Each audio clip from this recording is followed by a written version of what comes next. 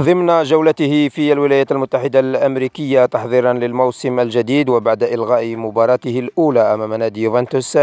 انهزم نادي برشلونة الإسباني في أولى الاختبارات الودية أمام نظيره نادي أرسنال الإنجليزي بخماسية كاملة مقابل 3.